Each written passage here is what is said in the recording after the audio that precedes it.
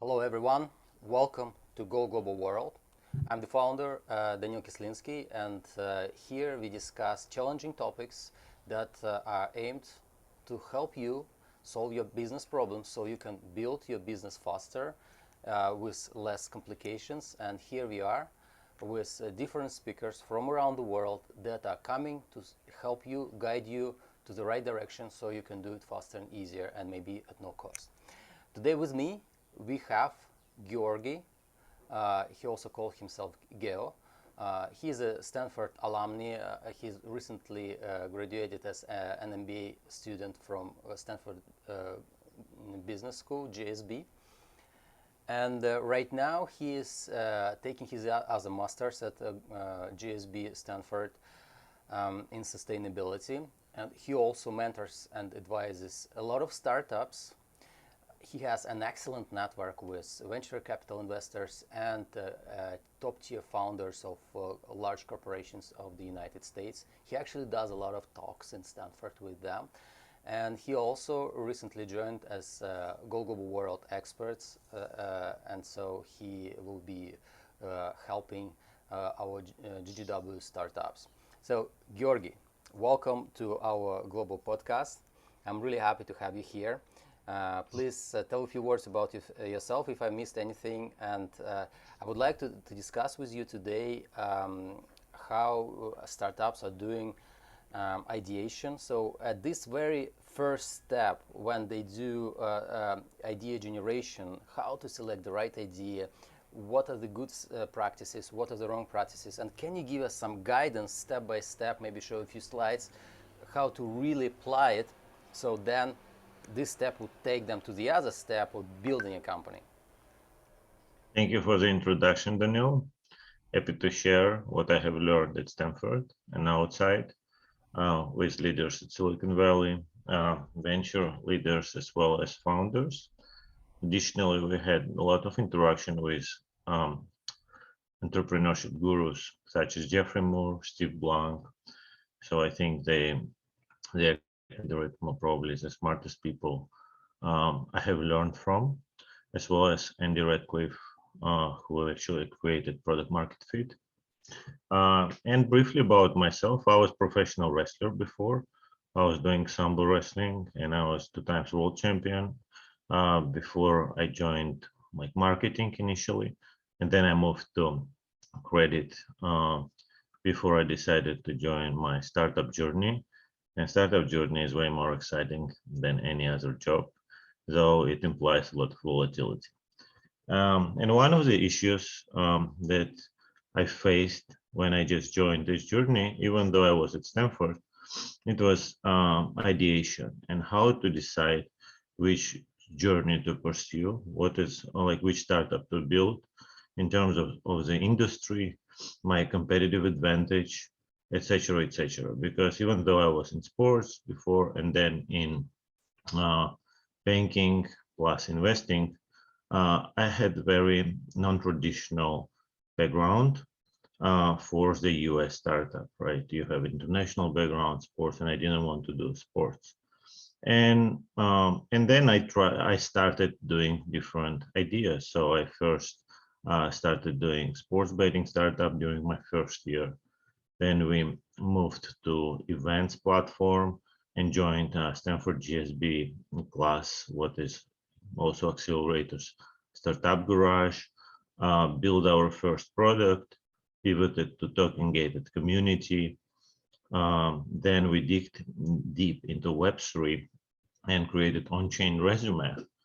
But no one wanted on-chain resume yet because it was too early for Web3 on-chain resume, though it makes total sense. And that's how we finally pivoted to something that people really want, and it's lending using crypto rails. And I would love to share my journey and the way how to optimize your ideation based on different strengths. Daniel, do you want me to start sharing slides? Yes, please. Sounds exciting. So you can share. That has to be, you have to have all rights. Well, it sounds exciting. Geo, while he's opening the slides, he inspired me with his idea. He's an expert in Web3, and um, that's if he share more later some information about what he does, that might be inspiring for many founders. All right, so So I was thinking a lot about ideation and um, how to decide which idea to pursue. As Daniel mentioned, I was organizing a lot of events, so I created my own community at Stanford. So and I invite Silicon Valley icons and Stanford students. And we always ask questions, how they see the business, how they see the startups, competitive advantage, mode. What do they focus when they decide to invest in different ideas? And when you decide about ideas, your incentives should be aligned with venture capitalist incentives because they fund your idea, right? You cannot just avoid, and not pay attention to what they think. Therefore, we had an opportunity to focus first year on venture capitalists, and we had top VCs from Benchmark, Kleiner Perkins, Anderson Horowitz, um, and we were able to understand how they think about investing in businesses. And on the other hand, then we started inviting top founders and CEOs, and we were able to look at ideation through their lens. And that's how I formulated my thesis about product ideation. So here is a highlight of necessary characteristics for desirable product. So first of all, what is the most important in my opinion is mode. And mode is, we can also uh, like translate it as network effects for many network driven businesses, as well as good stickiness. And first, and usually, you can see like why LinkedIn makes sense out of like, and what is the mode of LinkedIn, right? So if you have, and then for LinkedIn, so it had statistics initially. So you had, I think, hundreds of friends on LinkedIn, then the probability that you will leave the network is like below like 5% or so. And similar similar issue was with Facebook. And then, this drives high NPS score, and this drives then high retention.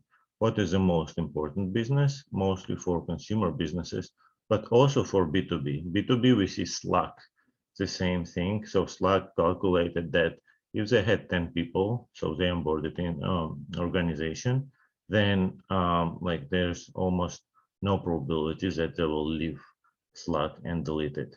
And the most successful businesses in the mode environment are those who operate with one-on-one interaction.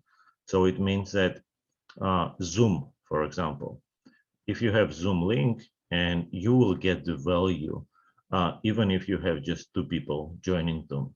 And this is the best business model because you don't need to onboard a lot of people to get the value out of the product.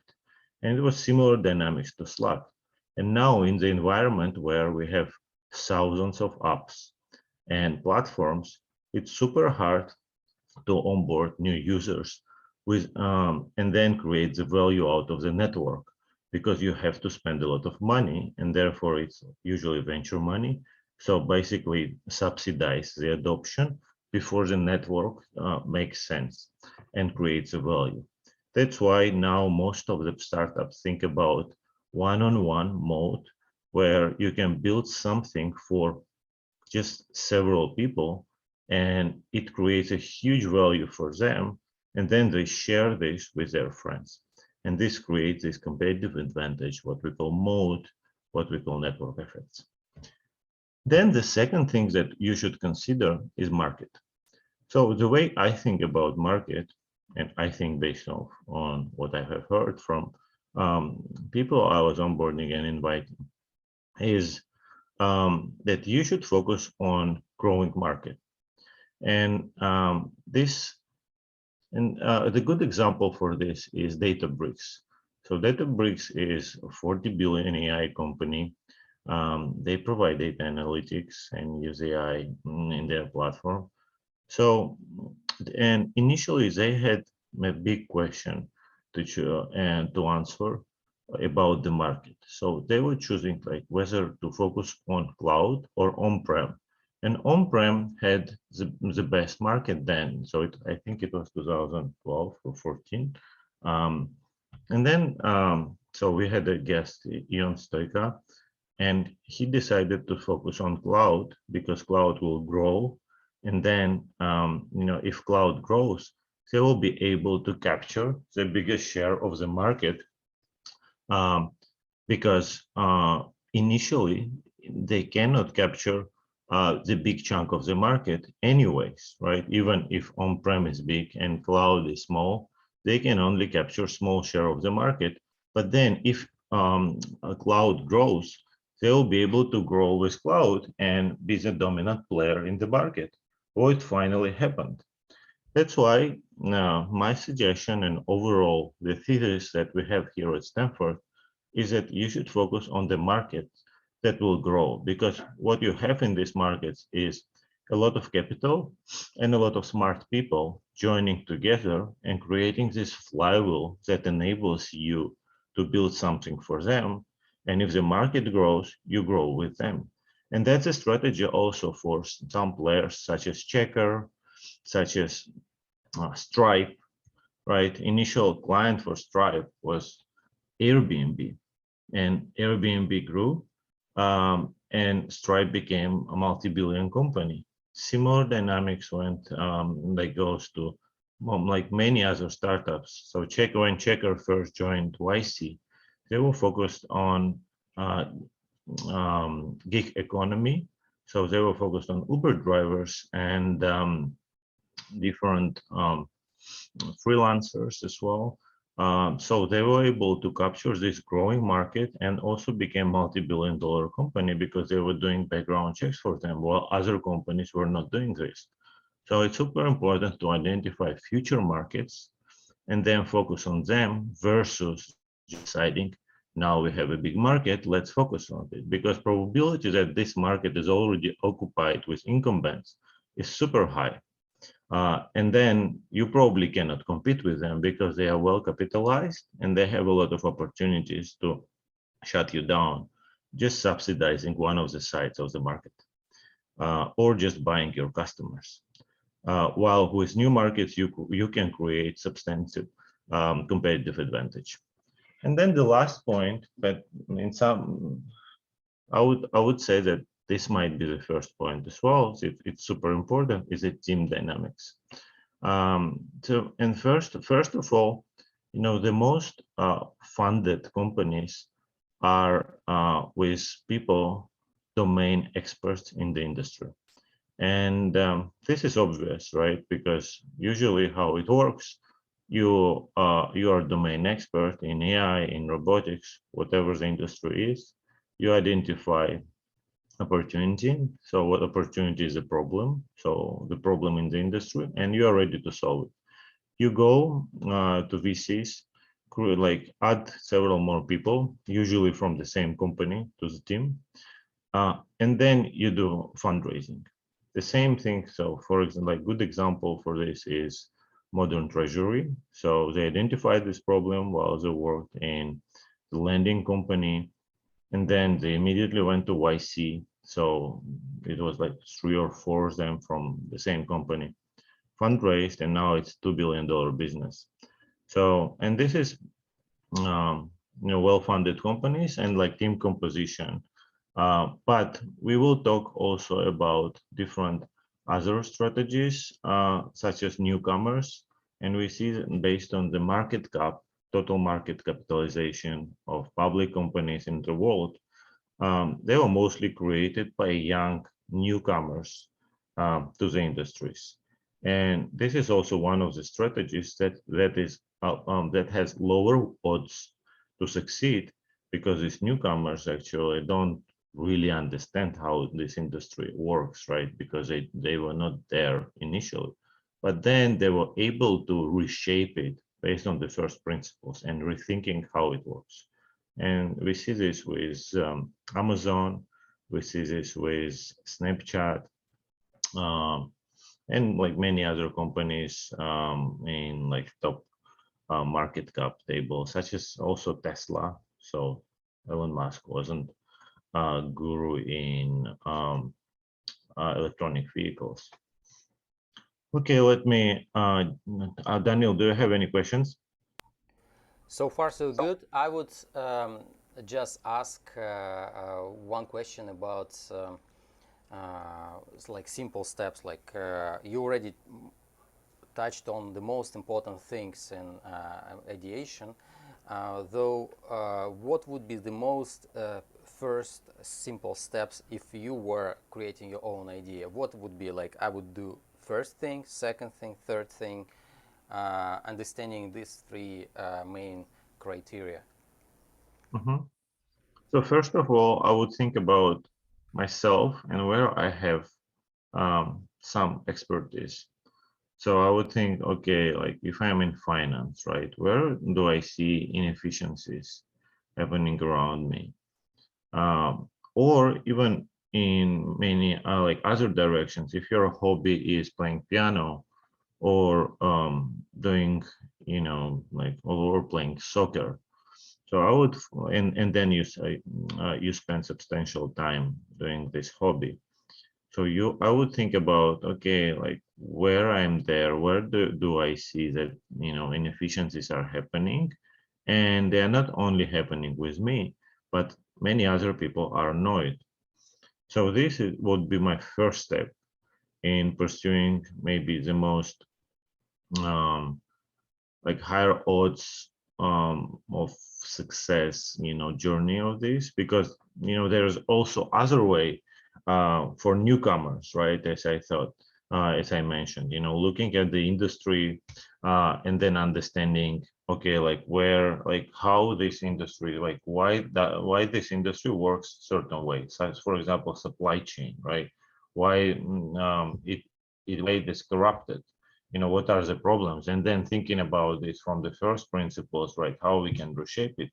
But this journey usually requires a lot of capital and super smart brains. So you need pedigree from Stanford, you need like engineers, like computer scientists, and then you can actually go there and say, hey, we are like reshaping everything. And that's how like Elon Musk can do this. But I wouldn't say that most of people have enough credibility to do this. That's why, I think for the majority of people who want to pursue startups, it's mostly about domain expertise and thinking about how you can create something in a super cheap manner and validate your idea. For example, if you create landing page and like manually, reach out the people who experience your problem and say, hey guys, so I have this solution. Like, do you want to sign up? Not do you want to sign up? Please let me know if you are interested to sign up. And then if you have, a lot of signups and a lot of interest, then you can actually showcase this, and then you can go to VCs, you can onboard new team members by validating that, okay, this idea makes sense. This is how I would start. And then the second thing is, as you mentioned, right, you like first you think about domain where you would love to focus. And then you should think about, okay, like if you chose finance and you are in a developed world, right? Let's say you are in the US. Then you might think about, okay, I chose finance. Finance is pretty sophisticated industry in the US. A lot of capital is in fintech, is in already established banks. And then if I'm international, probably I don't have much to add, right? I should research a lot to understand, what I can add, and the likelihood that I'll be able to outcompete people with domain expertise, super low. So then I would think, okay, but what are the future industries, inside finance that will enable me like to build something? And that's how you can start thinking about DeFi. Right now, it's unquestionable that blockchain becomes a big thing, and inside the blockchain, DeFi is the most important subsegment. And onboarding to DeFi is super simple, right? You need just simple understanding of um, crypto. What you can do you can just read this, talk to experts, go to a couple conferences, and then you will get there. And because not many people are in crypto yet, you will still have an opportunity to think about different business models. And a lot of business models in crypto are copycats from Web2 business models. So you can think about amplitude for crypto, or you can think about like Uber for crypto. So many like people are thinking about this direction, and it creates a lot of value now. We see like how many crypto projects are coming out to the market, and this is, I believe, interesting direction to see, the future markets. So like, and then if there are other sustainability related, finance questions, you can think about, okay, where finance is sustainable, and where we can focus within a like climate change angle. That's might be also the solution. So I would think about with this angle, but I would also add that because Google World is international community, uh, I would also think about geographical asymmetries that are happening within different markets. So we see, if you look at the YC last batch and like many other badges, um, they've like you see a lot of copycats that are happening based on different markets. So, for example, my friend who is from Indonesia and he is GSB, he recently created like Noom for Indonesia. Right, Noom is 5 billion company in the US. They are doing pretty well, and there is a healthcare trend, right? That people want to take care of themselves. They want to fight with, like with obesity, be healthy, live longer. And then he's applying this similar practices than Noom to Indonesian market. And Indonesia is huge. I think it's 300 million population. And the same thing is happening in Brazil. Similar thing is happening in India. So I think this is a great opportunity actually to build some to like avoid overthinking and creating something new from scratch. You can just look at different startups.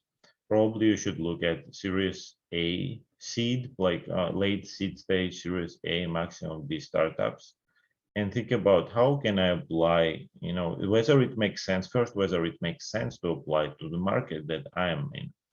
And second, whether I have the wedge domain expertise in this market. And third, also, like, can I validate this in a super quick manner? Is customer behavior similar as in the US? And for example, in Russia, it was like similar startup to one of the biggest media startups here in the US. I don't remember the name here, but in Russia it was Legend.rf and Masterclass. Sorry, it was Masterclass, and the copycat was Legend.rf. So, in the culture, like celebrity culture in Russia, is similar to the US. Therefore, I would say that assumptions were right, right? You can just apply this, and it's super easy to validate. You just need a couple of superstars, right? Celebrities, and then after you onboard them, you can show to the audience and see whether there's any interest to learn from these people. So I think this is the second thing. And from the team thing, I think if you have these two directions first, right, market and mode, domain expertise, and then you understand whether you can apply this to your market or build within growing market, subdomain like DeFi or sustainability, then you will be able to like onboard the team, right? Like there are a lot of smart people in emerging countries. There are a lot of smart people in the US, and then there's a huge tailwind of startups. So people want to join startups. Most of them don't have ideas. So if you have these two, you can hack third team side. That's a great one. On the team, we will maybe talk a little later. But I really appreciate your critical thinking and focus on narrowing down how to actually guide yourself, selecting specific ideas, markets, and even some tip about looking at round A startups. Actually, a great idea, source of a lot of critical thinking, so you don't have to waste a lot of time. The question is how to find those guys. Maybe looking in the websites, you better to find maybe their pitch decks somehow, maybe through some public data of previous speeches from their industries, and maybe you can find them at earlier stage. Well, it's another thing of thinking for the founders. You mentioned one really interesting thing around launching an idea, not even a startup, launching an idea to test it, like, and you said like if it picks up, then you probably can go to VCs or like angels and get some first early funding to pursue the idea. Let's imagine that this idea is actually seemed like to be a significant problem, which is a good thing.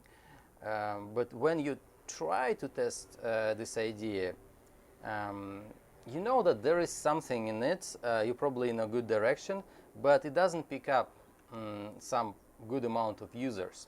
So what would you do? Because in most cases, building an MVP, MVP of your idea, even it doesn't mean that you would do it perfectly at the same, like in the beginning. So in most cases, you have to iterate.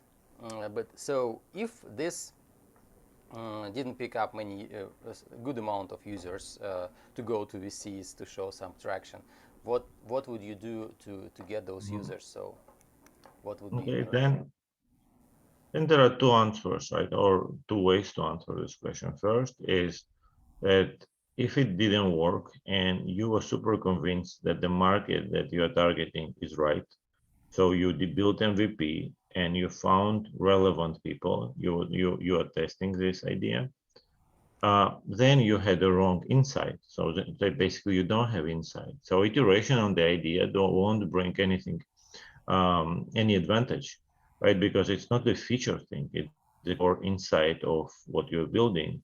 And then, if there is no desperation and there is no desire from your target audience to use it, and you have low NPS score, your people are not happy with MVP, even though it solves the core problem, then you probably shouldn't focus on the idea and think about some other insights, or think about whether your insight was different and you just did the wrong iteration, like you did the wrong product, build the wrong product. Second answer on this is the market, right? So I think one of the takeaways that we have learned from product market fit, from Andy Radcliffe, is that you should iterate on the market, but not on the core insight, because core insight rarely brings you new audience or new value proposition, but you might choose the wrong market initially. Good example with Notion. You probably all know Notion. I think it's $10 billion company, and I'm using Notion. It's amazing. So it's a good substitute of um, uh, like Word, right? And then like all Google shared documents like PowerPoint, etc., etc. So the whole team sits in Notion and adds the links and adds, you manage your team there. Um, and then Notion initially, when the founder built it, um, like Notion couldn't find the market. So first couple of years, VCs, and I know the first investor in Notion, and this is story from him. They were doing additional funding for Notion. So the founders have built the product, focused on the initial market, no traction. Then what happened? They switched the market, and the first traction came from the Asian market. What was super relevant from them, but then they had a good traction there. And then these users who loved the product told them what they should add. because they already love this. And then they iterated back and brought this to the US. And then this became multi-billion-dollar company. So listen to your users, customer interviews, and launch sooner than later. That will give you a lot of insights from the market, probably because you're creating something new and innovative. Without launching, you won't face a new question, a new challenge. And this will take you to the other steps and questions before you really provide the product your customer wants. It means that the answer is in customer on the customer side, but you need to get to these right answers through these challenging questions and launching and failing. This is how you actually mine the good data, the quality data, so that it helps you launch. All right, thanks. Great pieces of information. All right, I will continue, if you don't mind, for a slide, because we have 4 more topics to cover. And it's mostly what I have already discussed, but I want to focus on different product launch directions, right, based on the founders and how they decide whether they should launch it, and with several examples. So first of all, as I already shared, it's domain expertise. So it's people who already spend a lot of time in the industry, and then they're able to identify insight and inflection point. An inflection point is that you can simplify the product, you can reduce the costs, or that the industry will be growing. All these companies that we share now, they removed a lot of frictions and they made the processes cheaper, plus technologically more advantageous, such as Databricks for AI, right? It's a major AI company with super complicated product launched by Berkeley professor Ion Stoica and his team. Ion still is chairman of the board, and he was CEO, and he was sharing these insights with us. So he already stepped down, and now he is doing a new product because he loves startups. But this was the core insight that they can build like better AI engine, and it took off. Based on conversations with him, it's still super low chance, right? Startup is always exception, and it's super low chance that it takes off. Therefore, it's super important to ship fast and then to kill also super fast if it's no traction and new markets don't work. That's how you are able to maximize your chances to success. Zoom was also a great example because the founder of Zoom came from WebEx and also communication app. But then Zoom absolutely simplified process and removed all friction with just one link. We had one of the first investors in Zoom, and this person was looking for communication app for 1.5 years. And finally, when Zoom was there, it was unquestionable for him because he knew that video communication market will grow and up as Zoom was needed. So he invested in immediately and then cashed out like during IPO, earned a lot of money. And similar to Snowflake, was initiated and created in the venture studio in Silicon Valley. So venture studios is a different segment of venture creation. It's not where founders just create products. It's when the teams ideate on future industries. They can build MVP, super scientific driven approach. And then Snowflake was a product of this. So it took off and then it was built on the premise that the cloud is the future, and it took off as well. So this is domain expertise founders. And then the second thing is a personal problem. So personal problem usually happens when you have a hobby, for example, and you identify that when you do this hobby, there's a certain problem that prevents you from achieving your goals. And we all know Virgin Atlantic's story with Richard Branson when it was not enough space.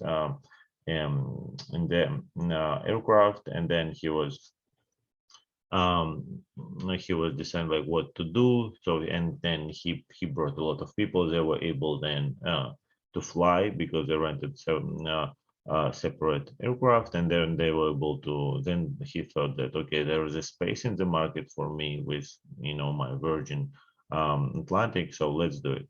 And the same dynamics with retail. Retail is a new $2 billion company in the in Silicon Valley, one of the hottest startups now, and it allows developers and the companies to create tools for the company in a frictionless manner.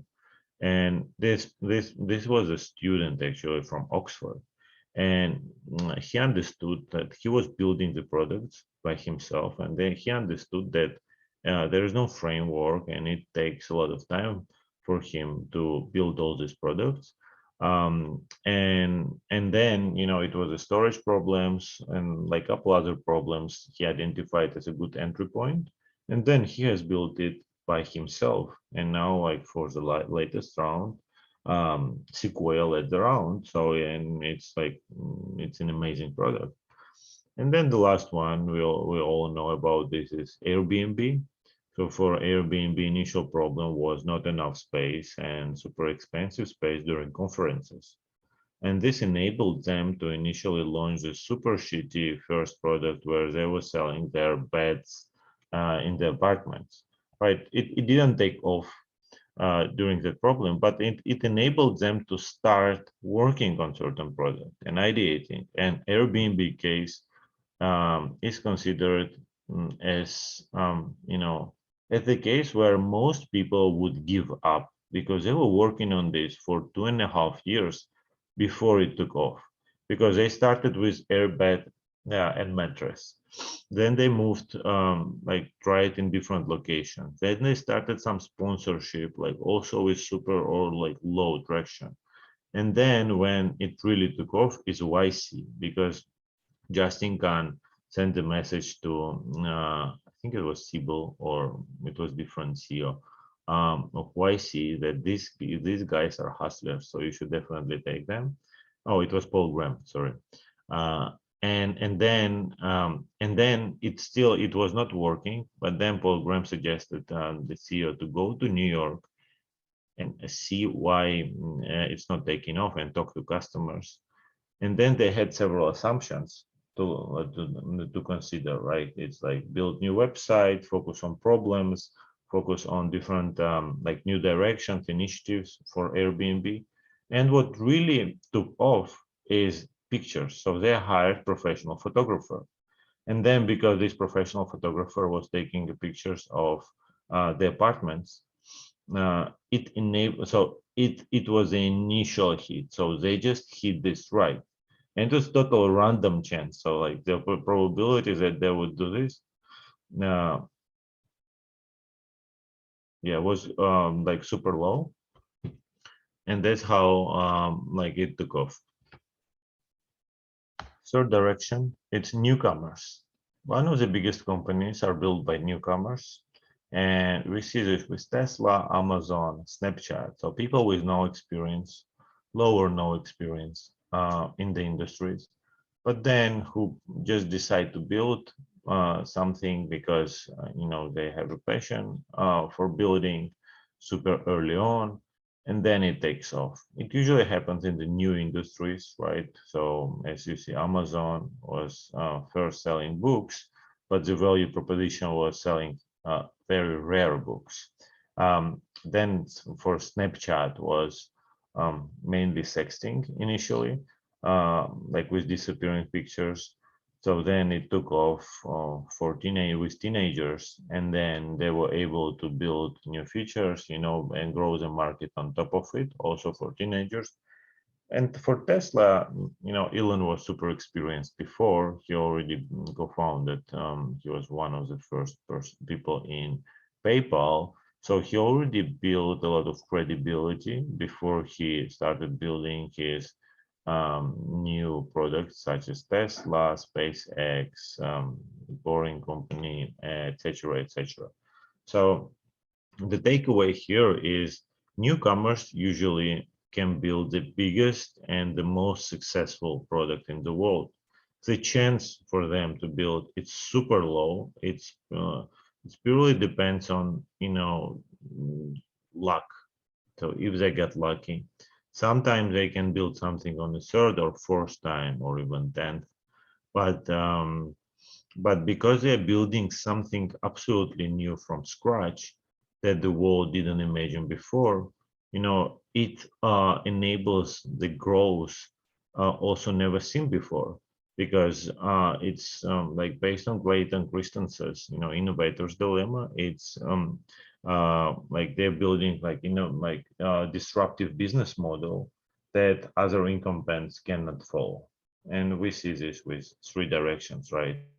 Like Amazon is not Walmart, right? Amazon is way more efficient because it substituted a lot of people with machines, right? Snapchat took off, even though they didn't have any technological, progress because of like cultural behavior.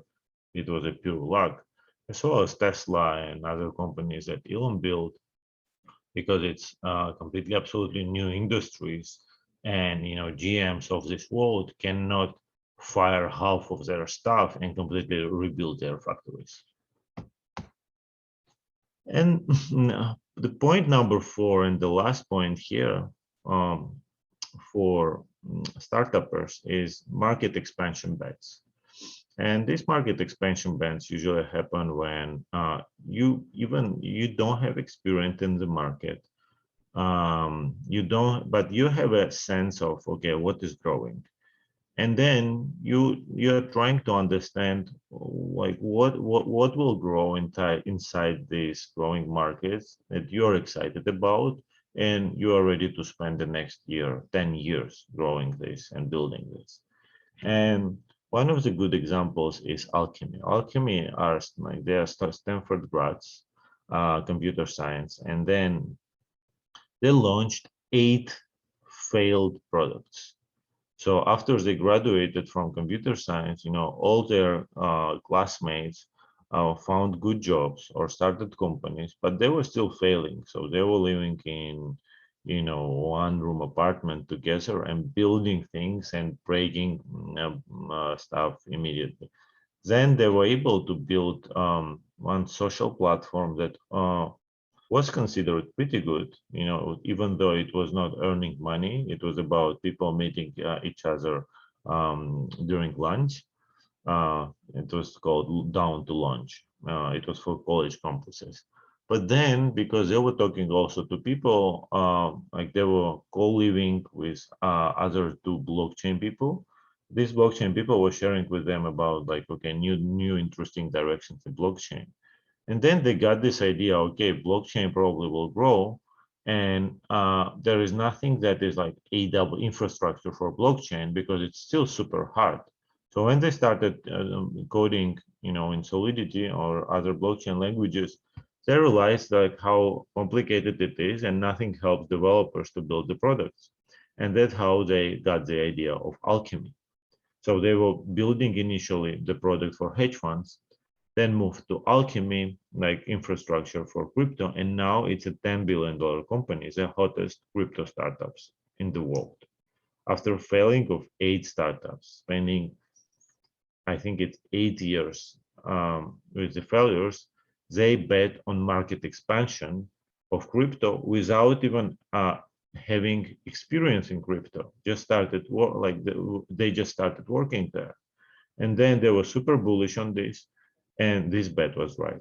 The same thing is Climate DAO. It's still a seed company, but they bet on sustainability plus crypto, and they were able to raise, I think, around $15 million. And similar to Checker, they were betting on expansion of gig workers, and then big companies will need fast and efficient background checks for these gig workers. And Mercury Bank.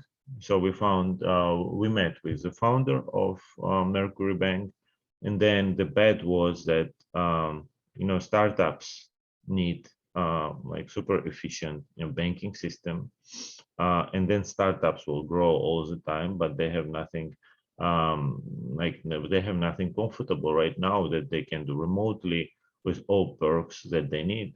So he was just betting that startup ecosystem will grow, and with this ecosystem, Mercury Bank can become one of the major, banks in the U.S. and around the world, similar to what happened with Stripe and Airbnb. So, and this is the last point where entrepreneur can think about, okay, I don't have experience. I don't have, the only thing I have is a hardworking mentality and maybe some friends that are ready and who are ready to work with me. Let me look at like future markets. Where I see, Series A, B startups got funded. What are these industries? And let me find the niche in this industry that I am excited about and I believe isn't fixed yet. That's more or less everything, Daniel. Happy to share more and answer your questions if you have any.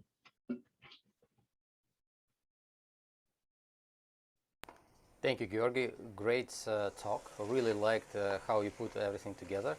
So, what would be your final outcome for ideation? Like, what would be your final takeaway for the founders? And what are the other talks you would like to discuss at Go Global World? So, as we plan a series of podcasts. And before you say that, everyone, please support this video with your likes, reshares, ask question Georgi in the comments below, and subscribe to the channel. This is how you will support Go Global World and our work with Georgi on this topic. So the more people will be watching this, the more people we can help. And yeah, so Georgi, finalizing this topic, what would be your final takeaway, as I mentioned, and what are the topics you would like to discuss next on our future podcasts? Mhm. The final takeaway is if you are super young entrepreneur and don't have enough capital to work on your idea and to do quick iterations, I would suggest to get to the industries that you're excited about, work there, and in your free time, in your spare time, work on the ideas that you're excited about, and do quick prototyping and prototyping, so testing of your ideas. And quicker you can do this, the more efficient you will become. So you'll be able to learn how to focus on the community, how to build quick landing pages, how to measure the efficiency. And this is the topic that I would love to cover next. How to do quick prototyping, prototyping, how to validate these ideas in a super quick manner, because this is the most important thing in startup journey, right? Build something quick and validate. There are some ideas that you won't be able to validate, such as ideas that require a lot of investments upfront, robotics, right? Cost efficiency in banking.